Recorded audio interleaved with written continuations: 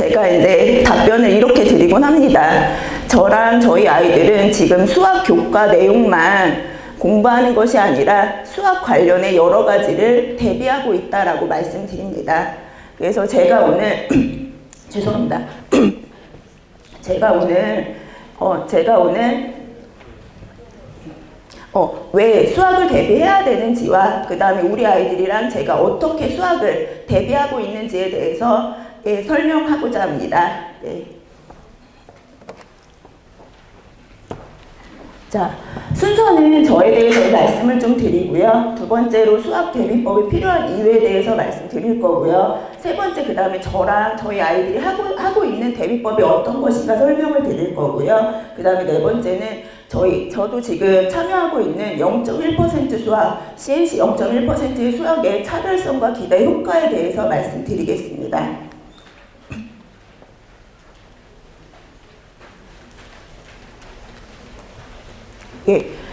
저는 이런 경험을 한 사람이고 중등 및 고등 전학년 입시 과정에 참여하였습니다.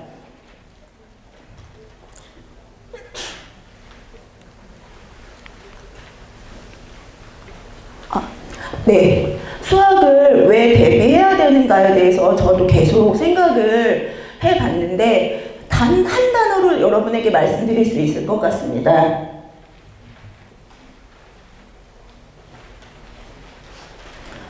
그것은 이제 목표입니다. 저희랑 저희 아이들은 목표가 있는 사람들이기 때문입니다. 달성하고자 하는 바람직한 장래의 상태에 대한 목표입니다. 저의 경우에는 뭔가 남과 다름을 찾아가는 시기, 또 그런 바람직한 장래를 향해서 달려갈 수 있는 추진력이 생기는 시기가 고등학교 때였던 것 같습니다. 아마 여러분들도 좀 많이 동의를 하시리라고 보는데요. 그러면 그 고등학교 시기에 좀 다양성이 있는 친구들이라든가 아니면 선생님들, 그 다음에 프로그램이 있으면 이 아이들한테 얼마나 많은 힘이 되겠느냐를 많이 생각을 했습니다. 그래서 0.1% CNC 저희 수학에서 저희의 목표는 입시입니다. 그래서 수학을 대비해야 합니다. 자, 그러면 제가 과거 입시 준비했던 학생의 사례를 잠깐 설명하겠습니다. 과거 자소서의 기입 내용 중에 수학 역량에 관한 부분입니다. 네, 구체적으로 기술을 하라고 하는데 그런 성장이 할 수 있었던 탐구 활동과 자기주도 학습 경험이고요. 그 다음에 여러 가지 이제 저보다 더 많이 보셨으니까 아실 거예요. 그 다음에 과학고에서 학업의 수행에 적합하다고 스스로 평가할 수 있는 자기주도 학습 사례, 이런 것들을 미리미리 준비하지 않으면 아이들이 입시를 닥쳐서 준비할 때 되게 좀 많이 어려움이 있습니다. 그래서 입시 전 수학 관련 탐구 활동으로 본인만의 경험을 만들기가 필요하고 거기에서 제 역할이 좀 크다라고 생각합니다. 왜냐하면 이를 위한 조언자가 좀 필요하다라고 보거든요. 자, 다음 보시면 저랑 같이 이제 화성가구를 했었던 아이들 2명에 대한 얘기거든요. 합격하고 불합격한 학생들이 있는데 생기부의 특이사항이라든가 본인 그것 때문에 합격이라든가 불합격에 대해서 합격을 이래서 했고 이래서 안 했고라고 얘기하기는 좀 어렵지만 그래도 합격한 친구에서의 특이사항에는 그 수학 분야가 우수하다는 교사의 세부 특기사항이 좀 많이 적혀 있었습니다. 그리고 불합격한 친구는 그런 내용보다는 그 다음에 진로와 그 과거와의 연계성이 좀 부족했던 부분이 있어서 실제로 면접이라든가 자소서를 같이 준비해 나갈 때 본인도 항상 그렇게 마음에 이런 부분이 걸리고 그래서 여유롭게 면접이나 이런 기타 등등의 그 시험에 좀 임할 때 좀 자신감이 좀 부족하지 않았나 이렇게 좀 판단이 되는 사례이거든요. 그래서 제가 봤을 때는 생활기록부 관리시라든가 진로 변경 시 좀 전략적인 모습이 있어야 되지 않나 싶습니다. 그래서 그런 것들을 저희 CNC 0.1% 수학에서 담당할 수 있다라고 봅니다.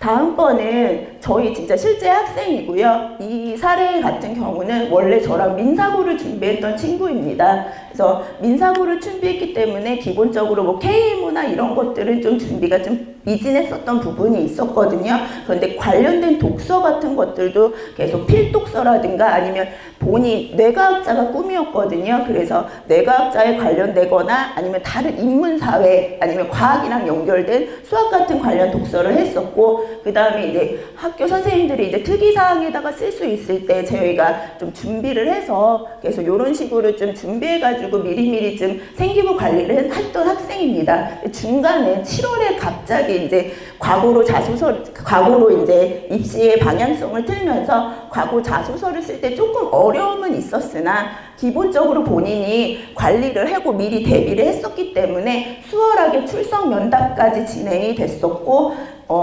소집 면접에서는 조금 어려움이 있었으나 그래도 합격을 한 친구거든요. 그래서 이런 식으로 좀 관리를 해놓으면 본인이 미리미리 관리를 하면 여유롭게 입시 준비하는데 무리가 없으리라고 봅니다. 그래서 이런 것들이 성공 사례에 해당하는 것들입니다. 자, 2018년의 면접에 대해서 지금 말씀드리겠습니다.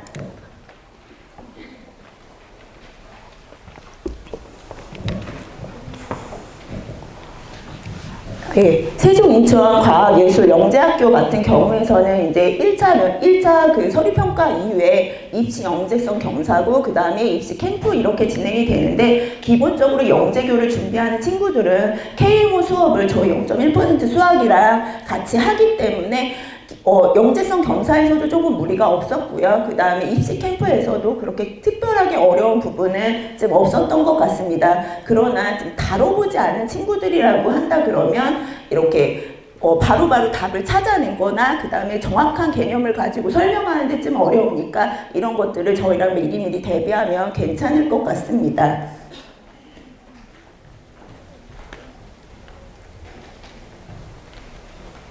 네, 그 다음에 한성 세종 과거의 출석 면담이랑 소집 면접 문제를 제가 해놨는데요. 출석 문제는 자소서랑 생기부를 기반으로 하기 때문에 케이스마다 좀 다른데, 이 친구 같은 경우에는 2차 함수에 대한 얘기를 썼었고 그거에 대해서 잘 설명을 했기 때문에 꼬리 질문으로 연결이 돼서 기본적으로 사실 선행에 대한 문제를 묻지는 않지만 선행을 하는 것도 다 이렇게 좀 드러나는 상황이 돼서 굉장히 좋은 점수를 받았던 친구이고요. 그 다음에 나중에 인성 면접까지도 이렇게 해서 출석 면담으로 진행이 됐었고, 소집 면접의 같은 경우에는 문제를 주고 이제 문제를 푸는 시간을 하고 답변을 해야 되는데 좀 많이 다뤄보지 않으면 좀 당황했던 문제였던 것 같습니다. 근데 이 친구 같은 경우는 저런 문제들을 미리미리 다뤄봤었기 때문에 사실 그 딸린 문제들이 있는데 1번 정도는 해결했던 걸로 제가 기억하고 있습니다.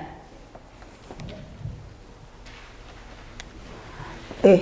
민사고 요번 그 수학 면접에 대해서 제가 문제 5개만 지금 가지고 왔는데요. 이제 민사고는 기본적으로 개념에 대한 문제를 많이 물어보고 그 다음에 어떻게 대응하는가, 내가 어떻게 공부를 해왔나 이런 것들을 많이 평가하는 문제가 좀 되고 있습니다. 그래서 많이 유명했던 문제예요. 1번이나 2번이나 5번 같은 경우는 많이 유명한 문제가 됐고요. 그래서 이런 것들은 저희가 많이 준비를 해주고 있는 편입니다. 자, 3번, 4번 같은 경우는 작도에 대한 문제인데 3학년에 시작하는 이제 작도가 조금 여유가 없습니다. 왜냐면 3학년 때 이제 자소서도 써야 되고 민사고 같은 경우에는 면접이 5개이기 때문에 그걸 다 준비하기 위해서는 좀 많이 시간이 소요가 되는데, 그래서 작도법 같은 건 좀 미리미리 좀 해놓으면 좋지 않을까. 실제로 제가 지금 예비 중일 0.1% 과고반에서는 한 2개에서 3개 정도씩 이렇게 작도를 계속 하는데, 그 친구들은 지금 입시가 눈앞에 있는 게 아니기 때문에 이렇게 편안하게 생각해서 그거를 이따가 다시 한번 보여드릴 텐데요. 작도를 하시고 그 다음에 그게 이제 나중에 3학년 되면 본인의 노트가 돼서 본인의 노트가 돼가지고 이런 것들을 준비할 때 굉장히 여유 있어질 것 같습니다. 예, 상상고 보는 이제 남학생이랑 여학생 면접이 좀 다르고요. 그 다음에 시간도 되게 짧게 주고, 그 다음에 그 답변을 간략하게 듣는 면접으로 진행이 되는데, 크게 문제는 어렵지는 않았습니다. 저도 요 문제를 다른 친구들이랑 좀 풀어봤는데, 금방금방 답을 내더라고요. 그런데 이제 면접이라는 압박감 때문에 갑자기 생각이 안 나면은 이제 머리가 멍해지고 어떻게 답변을 해야 되나 그런 생각을 하니까, 요렇게 퀴즈 같은 문제들을 좀 미리미리 상상고 같은 건 대비하면은 수학 면접에는 크게 무리가 없으리라고 봅니다.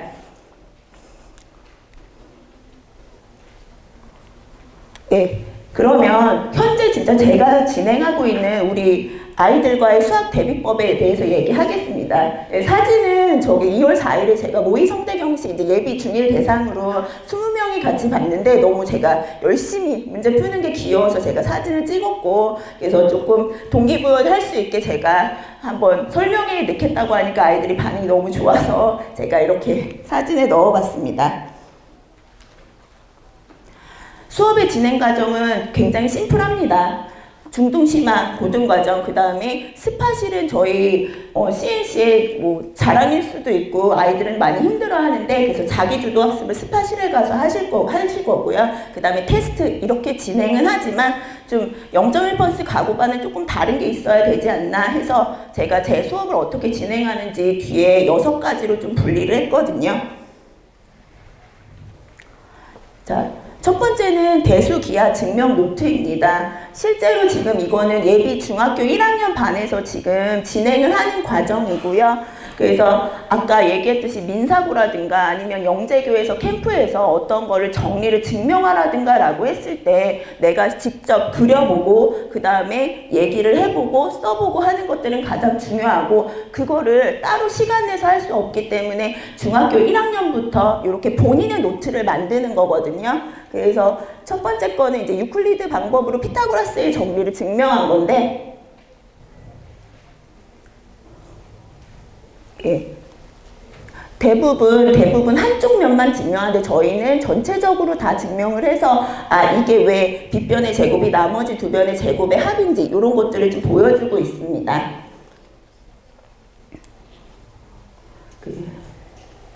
그 다음에 여기는 기본적인 작도 방법인데, 작도도 손으로 직접 해보고 그 다음에 순서도 정확하게 적어보면 나중에 말로 설명할 때 굉장히 도움이 되고요. 그 다음에 그게 왜 됐는지 지금 잘 보이지는 않지만 증명 과정까지 해서 굉장히 시간이 많이 걸리는 작업이므로 중학교 1학년은 이렇게 진행을 하고 있고, 중3은 꼭 필요한 것들만 제가 셀렉트해서 지금 하고 있습니다. 그래서 이 대수기하 증명 노트는 기하 파트뿐만 아니라 그 다음에 대수에서 저희가 뭐 귀류법으로 증명을 한다든가 대우증명법으로 증명한다든가 이런 것들도 다 본인 손으로 본인이 이해한 내용만큼 구술을 하기 때문에 이게 나중에 입시를 할 때 본인한테 굉장히 도움이 될 것 같습니다. 자, 두 번째는 제가 대부분 보는 게 서술형 시험이거든요. 아무래도 수업을 하는 사람이다 보니까 전체적으로 제가 칠판 앞에 있고 아이들이 저의 말을 듣고 그 다음에 쓰고 그냥 문제 푸는 과정에서 제가 놓치고 가는 게 있을까봐 제가 이 서술형 시험을 항상 보고 있거든요. 그래서 이 친구가 선생님의 얘기를 얼마나 좀 받아들였는지, 정말 이해하고 답을 푸는지, 그래서 기본적으로 오지선다형 객관식 문제에서도 하나하나 풀이법을 제가 도형으로 지금 도형을 그려서 하라고 얘기를 했고, 이 친구 같은 경우는 실제로 제가 어저께 어머님이랑 상담을 했는데 숙제를 해오면 식이 없어요. 그런 식이 없는데 그거는 어쩔 수가 없는 게 머리 회전이 더 빨라서 그 식이 나올 수 있는 시간이 좀 없더라고요. 그래서 어머님은 되게 걱정을 하시는데 식을 못 쓰는 게 아니라 안 쓰는 거는 이렇게 시험에서 좀 드러나는 것 같아요. 그래서 이런 것들을 어떻게 풀었는지 그럼 제가 하나하나 살펴보고 어디가 오류가 있는지를 잡을 거고요. 지금은 이제 오류가 없는 것들을 제가 갖고 나온 거고, 보시면 무슨 사성공식 이런 것들을 썼는데 공식을 그냥 외워서 썼는지, 그럼 외워서 썼으면은 이제 나중에 대수기하 증명 노트에다가 사성공식 증명하는 것들을 이제 하는 과정, 이런 것들을 거치게 될 겁니다. 그 다음에 경시 해결력 강화는 경시를 그냥 생각해서 하는 것보다는 저는 좀 식을 좀 강조하는 편이거든요. 그래서 식을 써가면서 이렇게 내가 어떻게 풀었는지 규칙을 자꾸 써놓으면 이것도 나중에 대비할 때 본인의 다 노트가 되는 거라서 아이들 노트가 굉장히 두껍습니다. 자, 그 다음에 네 번째로는 수학 관련 소논문 작성을 하려고 사실 얘는 계획 중인 거거든요. 제가 사실 중학교 1학년을 데리고 입시를 목표로 하는 건 이번이 CNC 0.1% 수학에서 처음이어가지고 이런 작업을 할 예정이라고 말씀을 드리는 겁니다.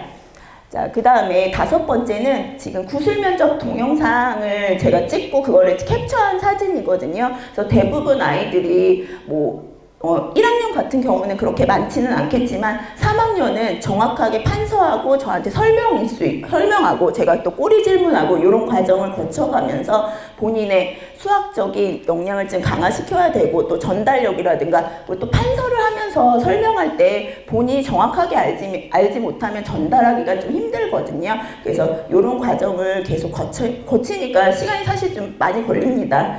자, 그 다음에 마지막은 수학 독서록인데 아이들이 독서를 하고 싶어도 어떤 걸 읽어야 될지 잘 모르는 경우가 많아서 저랑 항상 저렇게 독서 하나 하고 그 다음에 독서록을 작성해서 본인 하나 저 하나 갖고 있다가 그 다음에 이제 꼭 필요할 때 왜냐면 대부분 독서록을 내거나 하는 시기가 시험이나 이런 거랑 좀 겹치는 부분이 있거든요. 그럼 너무 힘들고 하니까 저랑 좀 미리미리 수학에 관련된 거는 좀 대비하는 이런 구성을 하고 있습니다. 그래서 0.1% 과고 대비반은 제가 좀 많이 노력하고 시간을 써서 그러니까 저뿐만이 아니라 이렇게 수업을 진행하고 있습니다.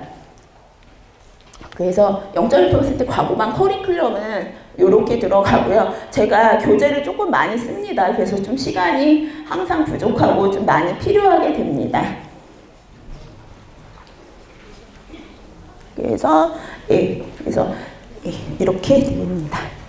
자, 3학년까지 저랑 같이 공부하시면 제가 입시까지 마무리를 져줘야 되기 때문에 저는 과고반 담임이어가지고 과고반이나 과고 수학 면접반의 커리는 이렇게 진행이 될 거고 특별하게 이제 아무래도 더 필요한 부분들이 있으니까 이런 식으로 저랑 자소서를 쓰고 수학 면접을 대비하는 모습을 이제 보여드릴 수 있을 것 같습니다.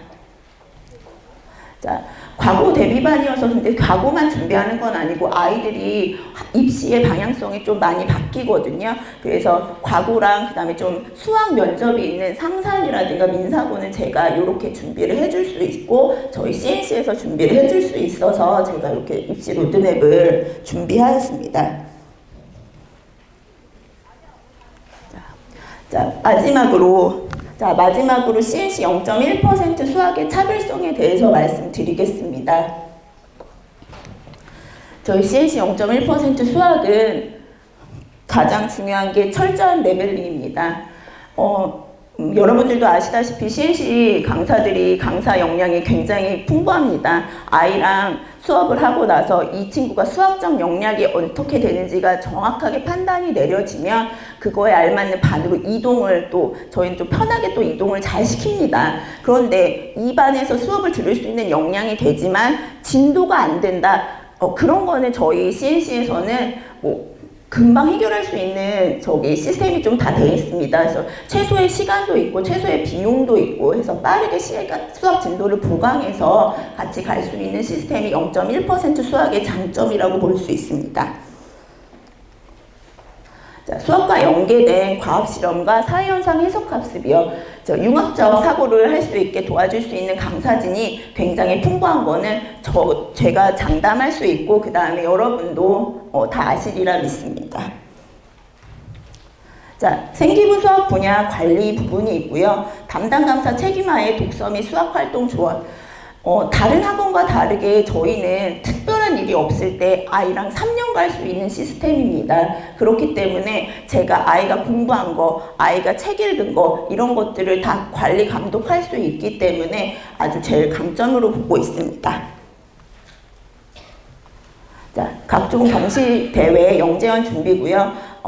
CNC 저희 0.1% 강사는 시험, 입시 이런 것들을 준비하는 강사이기 때문에 어쩔 수 없이 이런 것들을 잘하고 또 좋아하고 또 하자라고 하고 아이들한테 동기부여를 많이 합니다. 그래서 준비 과정에서도 아이들이 어떤 그러니까 준비 과정에서도 이제 수학 역량이 강화가 될 수도 있고, 또 당연히 수상을 하시게 되면 이제 자신감이 그쪽으로, 수학적으로 큰 자신감이 생기리라고 봅니다.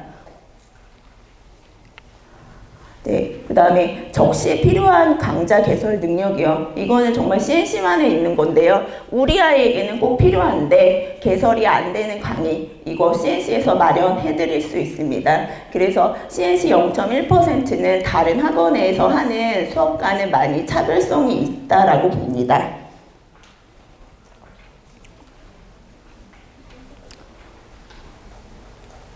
네. 저의 0.1% 수학의 기대 효과는, 이거는 저는 100%라고 보는데요. 이렇게 준비해서 입시 결과까지, 입시가 합격을 했으면 좋겠지만 혹시 안 되더라도 안정적인 고등 수학 성적과 생기부 관리, 그 다음에 대입 면접이라든가 수리 논술까지 중학교부터 준비가 가능하다라고 봅니다. 당연히 입시 합격은 저희의 최선의 목적이기도 하고요. 그 다음에 이렇게 수업을 진행을 하면은 자기주도 학습 능력이 강화돼서 우리 아이들이 기숙사가 있는 학교로 들어갔을 때 본인 스스로 주제를 찾고 탐구하고 결론을 내고 이런 자기주도 학습 능력이 향상되리라고 봅니다. 이 마지막은 제가 아이들한테 기대하는 건데요. 이렇게 다양하게 손으로도 하고 보기도 하고 말로도 하는 이런 수학, 여러 가지 수학 활동을 통해서 수학의 즐거움을 좀 깨달으면은 나중에 저희 아이들이 하고자 하는 그 전공에 들어갔을 때 굉장히 큰 시너지를 내리라고 봅니다. 예, 저희 0.1% 수학 팀입니다. 그래서 제가 0.1% 과고반 담당 이유림이고요. 그 다음에 0.1% 영재반 최양 강사님이 계십니다. 그래서 저 보시면 네, 대단하시죠. 그 다음에 2018년도에 서울과고 김유신이 합격을 했고 KMO 수상도 같이 한 걸로 제가 알고 있습니다. 자, 그 다음에 0.1% 영재반에 조인재 강사님이 계시고, 여러 가지 경시 수업을 계속 하시고, 영재교 관련 저서가 13권가량 되시는 분이 저희 팀에 계시고요. 예, 그 다음에, 예, 손승재 강사님이 이제 과외영을 하실 거고, 네, 이렇게 됩니다. 그리고 저랑 이제 입시를 같이 들어가실 때 입시 면접 담당 및 그 상담하시는 이제 강육 팀장님이 계시고요. 그래서 같이 모의 면접이라든가 과거 같은 경우에 인성 면접, 그 다음에 나머지 수학이랑 과학도 같이 도와주실 거고요. 나머지 입시 같이 면접을 해주시는 팀장님이시고요. 그 다음에 수학자 소설을 쓴다고 해도 기본적으로 본인의 색깔을 침해하지 않는 범위가 있어야 되기 때문에 저희 과거 영재고 자소서를 담당하시는 선생님이 계시고요. 그래서 같이 이렇게 팀으로 팀으로 움직이게 될 거고 저희가 또 많이 잘합니다. 여러분들이 좀 확인하시면 좋을 것 같습니다.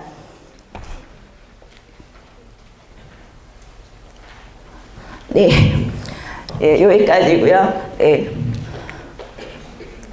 변화하고 도전하는 CNC에서 좀 다름을 만들 수 있는 강사 이유림이었습니다. 감사합니다. 제가 이제 딴 지역이나 이런 쪽에 어머님들을 만나 뵈면 어떤 말씀들을 하시냐면 실질적으로 입시에 대해서 포기. 지금 다른 지역에 그렇게 입시 설명이 많이 하지 않습니다. 생각보다. 하는 지역이 어디냐면 강남하고 목동하고요. 그 다음에 분당, 일산, 서울 쪽에서 근교에서 보면 딱 4개 지역을 중심으로 활발하게 일어나고요. 다른 지역은 예전보다 많이 이렇게 줄은 것 같아요. 그게 왜 그러냐면 어머님들 생각도 그렇고 우리 학생들 생각도 그렇고 우리나라가 이제 먹고 살만하다. 먹고 살만한데 굳이 내가 어렵게 공부를 열심히 해서 예전 같으면 넌 공부 안 하면 할 게 없어 이런 개념이 들어가는데 요즘은 안 그런 것 같아요. 뭐 공부 안 해도 그냥 대충 해서 대학 나오고 뭐 대충 기업체 들어가면 또 조금 못 벌더라도 국가에서 사회보장제도를 어느 정도 해주니까 뭐 예전처럼 그렇게 열심히 해야 될 필요가 있을까 이런 생각들을 많이 하시는 것 같아요. 그래서 어머님들이 어떻게 말씀하시냐면 그냥 네가 하고 싶은 거 해라. 너 하고 싶은 거 하고 내가 그렇게 너한테 프레셔 주지 않을게. 단 스포트도 없어. 그래서 그쪽은 공부하는 학생들이 10% 내외예요. 10% 내입니다. 실제적으로. 그래서 이제 저희 인접 지역만 가도 실제로 중학교에서 통목고 지원하는 비율이 한 학교 전체 200명이라면 20명이 안 돼요. 10명 내입니다. 10명 내. 목동만 40에서 50%예요. 목동만. 강남만 한 30% 정도 돼요. 왜냐하면 그쪽에 이제 일반고가 또 세잖아요. 그쪽으로 빠지기 때문에 목동보다 조금 약하고요. 목동은 일반고가 약하기 때문에 정권 자사고나 이쪽으로 많이 기대는 그런 현상입니다. 앞으로의 입시는 여기서 끝날 것 같아요. 지금 이게 더에서 나온 아시아대학 순인대요. 여기까지가 입시입니다. 여기까지.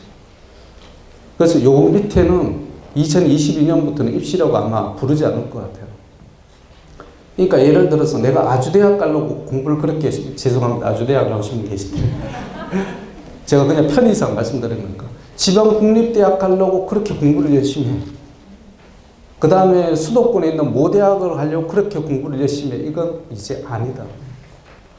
이제 그쪽 대학은 특성학과를 빼고는 거의 다 들어갈 겁니다. 어떤 식으로 했으든지가 들어가게 될 거예요. 지금 우리나라 인구는 계속 줄어가고 있는데요. 상대적으로 대학에 대해서 그런 환상이 많이 깨졌어요. 나와봤자 취업이 안 되거든요. 지금 이 더운 아시아대학 평가가 대학 내부 자질입니다. 타임하고 틀린 거예요. 그러니까 연구 실적, 논문당 피용 인수, 대학 교육 여건. 순수하게 대학 자체에 대한 경쟁력만 테스트합니다. 비중이 높은 게. 그랬더니 우리나라 제일 좋은 대학이 서울대, 카이스트, 성대, 뭐 유니스트, 고대, 한대, 우리가 생각하는 그 대학이에요. 우리가 말하는 중경외시 과정입니다. 그럼 이게 왜 중요하냐면요. 이게 우리가 지금 글로벌라이제이션 됐다고 그러잖아요. 해외에서 참고를 하는 지수가 이겁니다. 우리가 해외 쪽에 어플라이를 했을 때 그쪽에 참고하는 게 뭐냐면 대학 순위를 보는데 우리 쪽에서 보는 평판들을 보는 게 아니고요. 아, 뭐 우리나라 사람들 얘기 들어보니까 어느 대학이 좋대더라. 이게 아니고요. 걔네들은 더하고 타임 2개를 주로 지표합니다. 하버드 대학원에서 연대 나온 학생들을 어떻게 평가를 할까요? 이런 거 못 평가하는 겁니다. 거기다 플러스 개인적인 거. 그러니까 우리가 앞으로 입시 대상은 제가 보기엔 이쪽에서 끝날 수밖에 없을 거다라는 거죠. 그래서 지금 현재 분위기가 어떠냐면 목동 강남을 비롯한 분당 일산은 최상위권 대학, 우리가 말하는 성서한, 그 다음에 중경외시, 거기까지 10개 대학 정도까지. 그 다음 우리 쪽 분위기는 또 그래요. 또 중경외시는 또 학교로 잘 안 치려는 분위기야. 우리 쪽은 또 어디까지 가냐면 딱 성서한까지 그냥 끝나는 것 같아요. 거기다 플러스가 뭐냐면 의학계열. 그 다음에 의학계열에다 하나 더 들어간다면 특성화 이공계 대학, 이공계 특성화 대학, 카이스트, 디지스트, 유니스트 뭐 이런 쪽. 그러니까 이쪽 가는 게 뭐냐면 입시 전형이 수능, 논술, 학종이에요. 근데 이 세 개 중에서 수능과 논술을 정부에서 자꾸 없애려는 거예요. 자, 그 다음에 이제 취업 위주 입시는 어디냐면 비강남, 비목동 지역. 뭐 그렇게 좋은 대학 뭐 우리가 그렇게 비싸가지고 할 필요가 뭐 있어? 학원비만 가는 거지. 그 뭐 어느 쪽으로 가냐면 간호학 쪽, 그 다음 재활치료 쪽, 기계, 화공, 전기전자 이런 쪽으로 가요. 그럼 왜 여기서 간호학이 들어가고 우리가 말하는 의학계열은 왜 빠져나가냐? 의학계열은 인원이 너무 적어요. 2,500명입니다. 영재학교 전국에서 다 뽑는 인원이 800명 조금 넘어요. 수도권 의대 빼고 서울에 있는 의대 정원이 800명 정도 됩니다. 기가 막히게 딱 떨어져요. 근데 영재고 있는 애들은 한 10% 못 되는 범위 내에서 의대를 진학하고 나머지는 전부 공학교로 갑니다. 그럼 나머지 차지가 누구 차지가 되냐면 우리가 말하는 전자고 일반고의 최우수 그룹이 차지하는 거예요.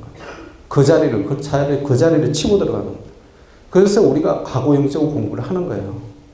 우리가 가고 영재고를 가고 싶어서 뭐 저렇게 공부를 열심히 하는 게 아니라 우리가 의대 가는 데 있어서 제일 중요한 요소는 수학과학이라고 생각을 합니다. 그 다음 플러스 영어 정도 되겠죠. 근데 우리가 최고라고 생각하는 영재고 인원이 전부 의학계열을 가지 않는다. 대부분이 가지 않는다. 그럼 우리가 그 수준이 됐을 때 어머님들이 생각하시는 것은 지방의대보다는 수도권이 나을 거고 수도권대 의대보다는 서울 지역에 있는 의대가 나을 거라고 생각을 하세요. 서울에 있는 인원이 0.5 인원입니다. 서울에 있는 의대 인원이 딱 0.5 인원이에요. 그럼 우리가 그 실력을 갖췄을 때는 거의 쉽게 서울에 있는 의대를 가지 않을까라고 추측을 해볼 수가 있습니다. 실제적으로 그렇게 적용이 돼요. 그래서 앞에 이윤 선생님이 굉장히 좋은 말씀 해주시는데 저는 그런 거 잘 모르겠고요. 솔직히. 입시적으로 봐서 가고, 영재고, 세종, 한성고 수준까지 딱 갔을 때가 우리가 수도권 의대가 아니라 서울에 있는 의대를 갈 수 있는 가능성이 매우 높아집니다.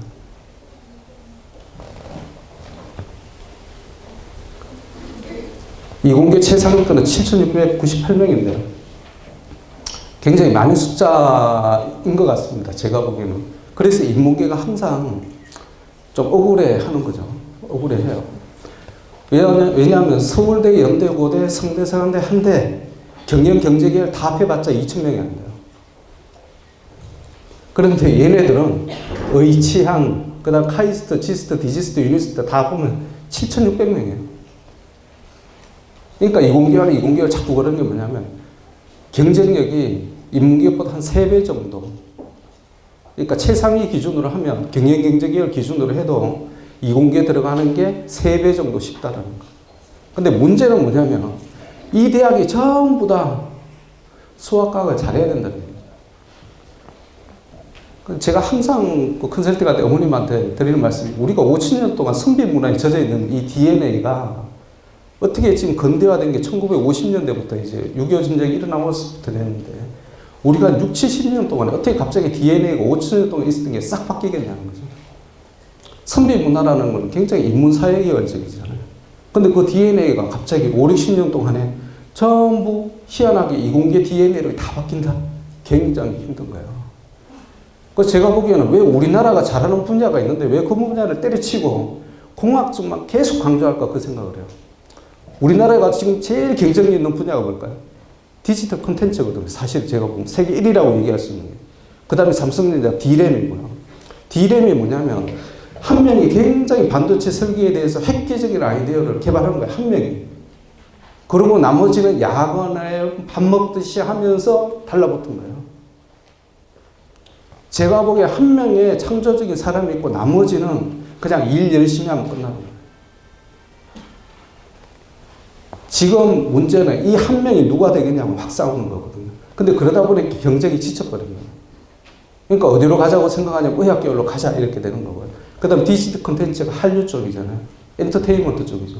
그 다음 이게 파생돼서 나가는 게 게임 쪽이에요. 그 다음 인터넷 쪽으로 이렇게 나가잖아요. 근데 이게 수학과학이 상관이 없습니다. 아인슈타인이 항상 아쉽게 생각했던 게 뭐냐면 나는 수학이 부족해라고 생각했어. 웃기잖아요. 아인슈타인이 항상 생각한 게 뭐냐면 나는 수학을 너무 못해라고 생각했어요. 그래서 동료 학자들한테 뭐라고 얘기했냐면 내가 상대성 이론이라는 개념을 이렇게 만들었어. 내가 생각을 해보니까 이렇게 되는 것 같아. 빛의 속도가 물리적으로 이렇게 못 쫓아가는 것 같아. 라고 얘기를 했더니 동료 학자들이 뭐라고 증명을 해봐 그런 거예요. 증명 못해요. 아인슈타인은. 물리학 개념적으로 이렇게 되는 것 같아서 막 썼어요. 상대성 이론이라는 걸. 근데 그 공식을 자기가 증명을 못해요. 후대에서 증명이 됐습니다. 일반 상대성 이론하는 게 맞다라는 게 수학적으로 증명되거나 한참 지난 일입니다. 우리가 지금 쫓고 있는 건 뭐냐면 아인슈타인 같은 그 스타일이 우리나라에 잘 맞는 거예요. 제가 보기에는. 우리나라 사람들은 개념적으로 접근은 잘하는데 수치적으로 접근하는 건 약해요. 그런 개념적으로 접근하는 산업을 가야 돼요. 이 개념적으로 접근하는 게 뭐냐면 서울과고 경기과고 스타일이 아니고요. 예술영재고 스타일이에요. 제가 보기에는 앞으로 우리나라의 미래는 예술영재고 이 방면에 달려있다고 합니다. 우리가 굳이 못하는 거 수학과학 쪽을 기초과학을 파고 들어봤자 노벨상 못합니다. 뭐 노벨상 타려고 우리나라가 만들어진 것도 아니잖아요. 중요한 건 우리나라가 잘 살아야 되는데 그 잘 사는 분야가 어디냐. 뭐 네덜란드 그 조그만 나라에서 노벨상 타고 안 타고가 무슨 상관이 있나요? 잘 먹고 잘 살면 되는 거지. 그쪽은 트레이딩 통해서 잘 살았거든요. 그러다 보니까 영어를 국력으로 만들었어요. 제가 보기에는 수학과학을 공용으로 하는 게 아니고요. 수학과학을 쓰는 쪽이 우리나라가 훨씬 편한 거예요. 그래서 우리나라가 지금 들어간 게 뭐냐면 소프트웨어 특기자 쪽이에요. 소프트웨어 특기자는 수학하고 밀접한 관련이 있지만 쓰는 쪽이거든요. 앞으로는 이런 쪽으로 많이 가야 될 텐데요. 근데 기본적으로 수학의 지식이 어느 정도 있어야 된다는 게 문제입니다. 그래서 이걸 어떤 식으로 학생들이 재밌게 느끼게 하느냐가 앞으로 우리나라 학원교육과 그 다음에 학교교육을 좌우하게 될 겁니다. 미리대학의 핵심은 의학약학, 문화심리, 융합과학 쪽인데요. 지금 가고 영재고 파트는 여기입니다. 의학학은 제가 항상 말씀드리지만 생각보다 인문계적 성향이 강합니다. 어머님들 생각하시고 우리 애가 수학을 너무 싫어하고 막 못하는 것 같은데 얘가 의대 갈 수 있을까 생각하시지만 의대 갑니다. 밀어붙이면 가요. 밀어붙이면 간다는 거죠. 그 다음 학생들이 어머님들이 밀어붙이는 거에 대해서 마지못해서 자기가 한 50% 동의하면 가요. 근데 이게 같이 이제 협조가 돼야 되는데요. 강남을 제외한, 묵동을 제외한 다른 지역에서 이게 힘든 거예요. 어머님이 계속 얘기를 해야 되는 거예요. 이 자체가 사람이 지쳐버려요. 어머님들은 지금 이제 여기 오신 어머님들 뭐 혹시 휴가 내고 오신 분도 있겠지만 대부분은 그 집에서 전업주부 하시는 거예요. 전업주부 자제분들이 최상위권 대학이나 의대 진학할 확률이 제일 높아요. 그게 왜 그러냐면 잔소리를 많이 하게 됩니다. 잔소리할 시간이 많잖아요. 근데 내가 회사를 다니는데 애들을 볼 시간도 없는데 잔소리할 시간이 뭐가 있겠어요? 어머니는 생각에 잔소리가 굉장히 애들한테 부정적인 영향을 준다고 생각하지만 실제로는 긍정적인 영향을 주는 게 확률적으로 훨씬 많습니다. 그래서 강남에서는 회사 다니는 엄마를 제약시하는 거죠. 왜 애를 팽개치고 회사를 다녀? 이 개념이에요. 그래서 제가 아시는 분 하나는 연봉 1억짜리 회사를 그만두고 외국에서 그만두고 전업주부로 돈을 어머님이 봤어요. 왜 그러냐 했더니 옆에서 뭐라 그러는데 야 너희 남편 먹고 살만한데 왜 회사를 다니는 거야? 애 왜 개판 만들려고 그러는 딱 그러는 거예요. 그러니까 이거 안 되겠다. 내가 그냥 그래 뭐 우리 남편도 월급 받는데 나까지 더 번다고 얼마나 잘 먹고 잘 살 거야. 에이 포기하고 우리 애를 위해 투자를 하자 라고 생각이 돌아버렸어요. 근데 이게 잘못된 거예요. 어머님들의 잔소리를 대신해 줄 수 있는 게 제가 보기엔 CNC의 스파 시스템 이런 쪽입니다.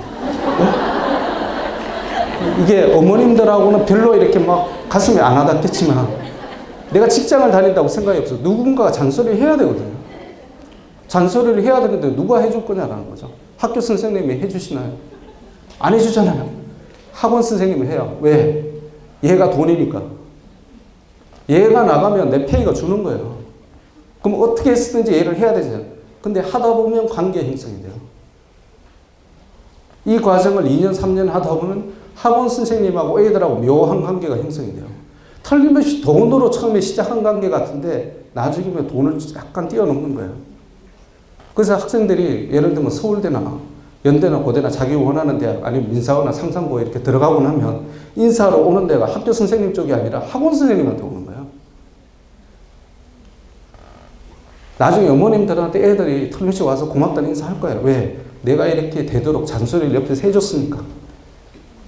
민감한 시기 중학교 1학년, 중학교 3학년 때는 사춘기니까 그게 굉장히 귀찮았지만 나중에 보니까 그게 굉장히 도움이 되더라고요. 지금 이제 그 세계은행 총재과 하시는 우리나라 보니까 예전에 다트머스 대학 총장 출신 분이 있으셨는데 김용 총장이십니까?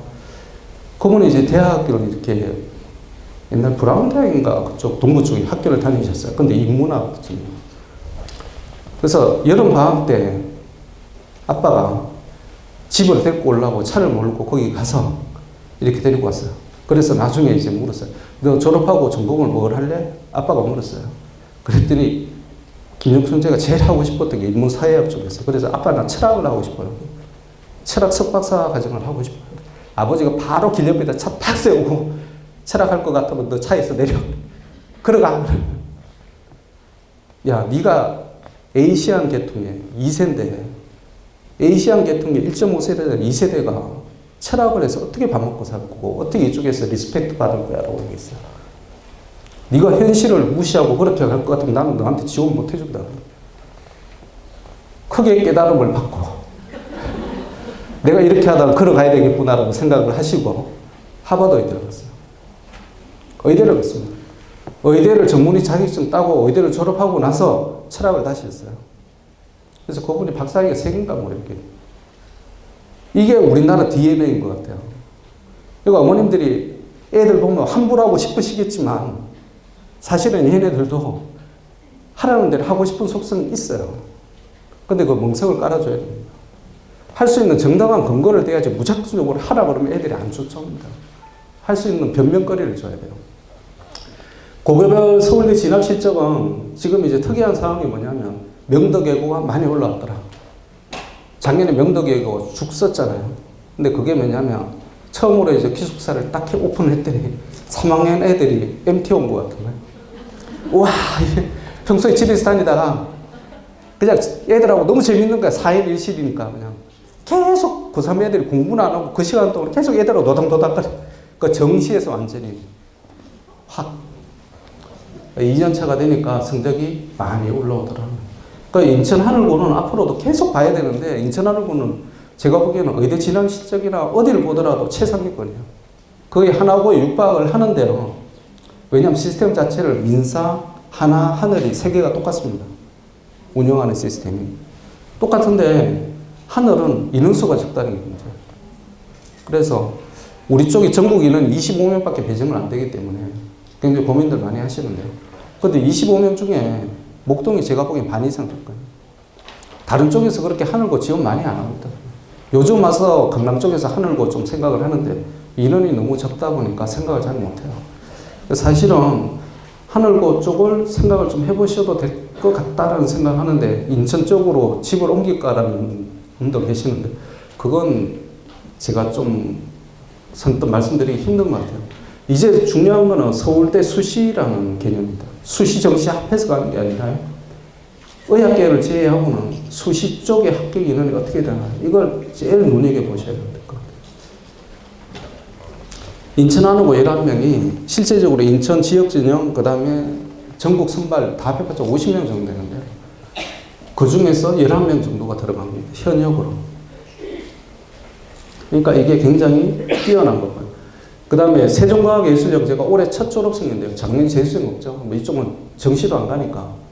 서울 가고 바로 밑은 아니고 대웅은이고 이쪽 밑인데 실제 인원이 얘네들 90명 그렇잖아요. 그렇기 때문에 진학률로 따지면 이렇게 올라갑니다. 4위까지 올라가요. 대전과거가 52%고요. 경기 39, 서울과거 38 차이 없잖아요. 39, 38, 36인데 그러니까 실제 서울과거 가서 어렵게 38.6% 이렇게 들어가는 것보다 세종예술 훨씬 낫더라고요. 실리적이죠, 이쪽이. 세종과학과 우리가 말하는 한성과고는 이제 올해 발표를 안 했는데요. 세종, 한성이 거의 비슷한 숫자가 나오리라고 생각하는데 제가 보면 거의 비슷하기 때문에 그럼 세종예술이 우리가 말하는 세종이나 한성보다 굉장히 우위에 있다.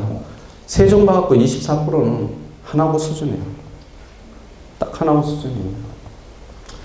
이제 설카포지대 우리가 말하는 우리나라 이름도 굉장히 재밌는 것 같아요. 설카포지대 뭔지 모르겠는데 아무튼 서울대, 카이스트, 포스텍 저쩌고 그러는데 그래서 뭐 해보니까 뭐냐면 설카포지대 진학률이 82% 나왔다. 한국일제가. 왜냐면 카이스트 부속이니까 대부분 카이스트 다 지나가거든요. 그리고 경기가고는 64%, 대전가고 58% 뭐 이렇게 되더라. 그럼 나머지 애들은 어디를 갔을까? 지가 알아서 갔겠지. 어디로 가냐? 이공계 특성화 쪽으로 빠지는 거예요. 그 다음에 한 10에서 15% 정도는 얘네들이 또 의대 쪽으로 빠지죠. 그러니까 제가 보기에는 재수하는 비율이 한 10%가 채 안 되는 것 같아요. 재수하는 애들이 대부분 이제 의대 가려고 재수하는 애들이고요. 그래서 이 학교를 우리가 왜 보내야 되냐면 재수생이 없기 때문에 재수생이 없어요. 무조건 재수생이 없어요. 진짜 자발적으로 100명 중에 한 10명, 5명 그 정도 수준만이 내가 의대 한번 가볼 거야. 내가 연대의대 갈 거야. 그러면서 재수하지. 재수하지 않는다. 이게 고교 학점제가 이제 도입이 됩니다. 올해부터 연구학교 54개, 성도학교 51개 지정이 돼 있어요. 근데 대부분 이제 뭐 우리가 잘 모르는 학교 쪽을 지정을 했는데, 왜냐면 잘 아는 학교, 예를 들면 양정이나 강서 쪽을 지정하면 학부모님들이 반발이 심하죠. 왜 우리 학교가 희생양이 돼야 돼? 막 그러면서 반발이 심하기 때문에 모르는 학교 위주로 이렇게 선택을 했어요. 근데 서울시 교육청 계획은 2019년에 모든 고등학교에 개방형과 선택형 교육과정을 도입한다는 거예요. 근데 이게 입시 내관입니다, 실제적으로. 알면서 하는 건지 모르면서 하는 건지 저는 잘 모르겠는데, 이게 만약 그대로 시행된다면 교육부와는 2022년에 전면 도입이고 서울시 교육청은 2019년이거든요. 이게 왜 입시 내관이 되냐면, 이게 무슨 얘기냐면 모든 고등학교를 개방한다. 남자 고등학교 중에 강서의 마포고등학교, 명덕고등학교가 있습니다. 이쪽이 진학률로 서울대 수시 진학률을 따지면 실제적으로 양정 강서보다 훨씬 나아요. 양정 강서보다 훨씬 낫습니다. 올해 6명 들어갔는데요. 작년에도 거의 비슷한 숫자거든요. 근데 이 학생들이 과학 중점 고등학교를 지원한 학생들이에요. 그렇게 해서 들어왔는데, 근데 그 바로 옆에 명덕 외고가 있어요. 강서구청 사거리 마포고 있잖아요. 그 바로 앞에 명덕 외고가 있어요. 그 다음 그 건너편에 명덕 고등학교가 있어요. 명덕 외고의 최고 단점이 뭐냐면 자기네들이 인문사회계에 특화되어 있는 거예요. 외국어 고등학교니까. 그러니까 자연과학적으로, 수학과학적으로 심화 과정이 없어요. 당연하겠죠, 그죠?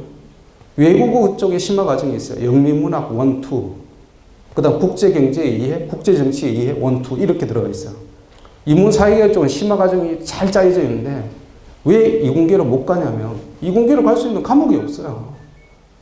학교에서 이제 기준을 삼는 게 얘가 어떤 과목을 선택해서 어떤 식으로 결과물이 나왔나를 보는데, 뭐 선택한 과목 자체가 생물원, 화학원이에요. 거기서 무슨 결과물이 나오겠어요? 없거든요. 근데 마포고 명덕고 쪽으로 가서 들을 수 있다는 거예요. 이게 이 식으로 가게 되면 옆에 학교에 가서 들으라는 거거든요.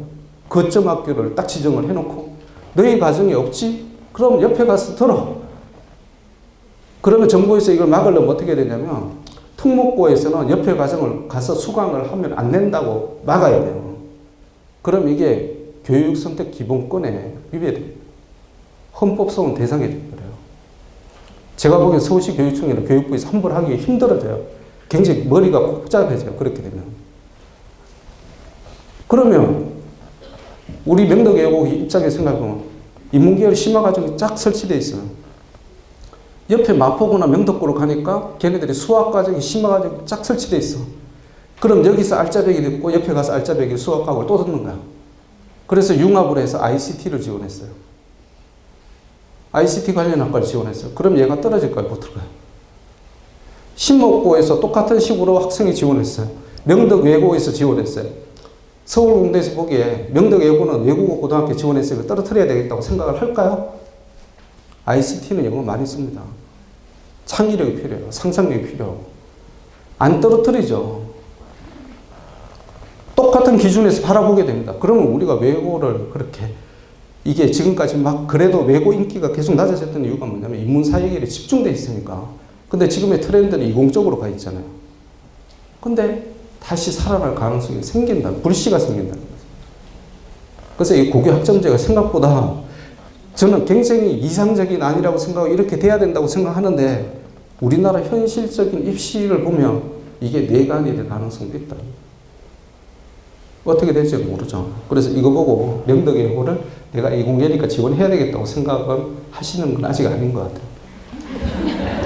내년 정도 되면, 이제 올 8월 되면 2022년 어떤 식으로 우리가 입시를 치를 건가에 대한 게 확실하게 안이 나와요. 근데 그 이전에 6월에 서울시 교육감 선거가 있습니다. 지금 조혜연 씨가 계속 거기에 대해서 이제 선전하고 있어요. 나는 이런 식으로 진보적이고, 그 다음에 중쪽 학생들을 위해서 평준화 작업을 하고 있다. 이렇게. 우리 쪽에서 추구하는 거는 굉장히 미국식으로 추구하고 있어요. 굉장히 미국식. 근데 그 교육정책 입안관들이 대부분 미국 쪽에서 유학을 하고 왔는 걸로 제가 알고 있는데요. 미국의 대학 시스템이 굉장히 재밌어요. 미국은 50개 대학만 입시가 있어요. 미국이 수백 개 대학이 있는데요. 50개 대학만 입시가 있고 그 다음 대학은 입시가 없어요. 정부에서 알고 하는 건지 모르고 하는 건지 모르겠지만 미국에서는 IB 들어가려고 난리예요. 뉴욕 가면 전부 학원들 쫙 있잖아요. 그죠? 예체능 학원도 쫙 있습니다. 그걸 콤비네이션해서 잘 보내는 게 유태인 엄마들이고, 그 다음에 상류층 엄마들이고, 개인 가입도 하거든요. IB 쪽은 못 들어가서 난리고요. 50이 밖으로 나가면 원서 내면 들어가요. 그게 졸업 정원제예요. 크게 차별을 안 둡니다. 근데 상위권 대학은 우리나라보다 더 심한 입시가 존재한다는 거예요. 제가 말하는 우리나라 상위권이 중경 외시까지라는 거죠. 그래서 이 입시는 절대 없어지지가 않습니다. 왜? 우리나라가 추구하는 게 미국식이기 때문에. 최상위권의 입시는 놔두고 그렇게 생각한다면 우리가 가고 영재고 입시를 없앴어야 되거든요. 이 최상위권 입시는 그대로 존속을 시키는 거예요. 왜냐하면 우리나라를 이끌어갈 리딩 그룹이라고 생각을 해요. 그래서 이건 없애면 안 된다고 생각하는데, 아까 제가 삼성전자 예를 들었잖아요. 이쪽 최상위권에서 설계도를 만들어 나머지는 뭘 해야 돼? 밤새면서 일할 인력만 필요한 거예요. 이쪽에서 그렇게 하이테크한 두뇌가 필요 없다라고 생각을 해요. 그래서 이쪽은 평준화시켜버리는 거예요. 그럼 우리가 어디로 가야 될까는 어머님 마음에 달려있다. 중하위권 대학 가는 입시는 조금만 노력하면 제가 보기에는 다 들어갈 것 같아요. 어떤 식으로 했어도. 특히 목동에서는. 목동에 내신이 3등급 나왔다고 절대 우울해하실 필요 없습니다. 목동이 3등급도 자기 열심히 하면 수능이나 어떤 식으로 했었든지 간에 중경예시 비슷하게 들어가요. 근데 그 지역에서 중경예시 들어가려면 1등급 거의 다 들어가야 됩니다. 이게 차이거든요. 지역별 차이. 자, 이게 이제 K목과 연계가 돼서 들어가기 시작하는데요. 어머님들이 이제는 욕심을 부리면 부릴수록 올라갈 수 있는 가능성이 더 많아졌다. 왜? 이외의 지역에서는 제가 말씀드렸던 대로 실리적인 걸로 빠져버렸어요. 취업이 잘 되고 그런 쪽으로 가지, 이제 더 이상 학벌에 연연해 하지 않는다는 그 경쟁 인구가 사라졌어요. 왜냐하면 목동 강남의 리그가 돼버렸어요. 예전에는 시골 깡촌에 있어도 수능이 100% 했잖아. 그러니까 우리 애가 머리만 좋고 지만 열심히 하면 들어갈 수 있는 구조가 됐어요.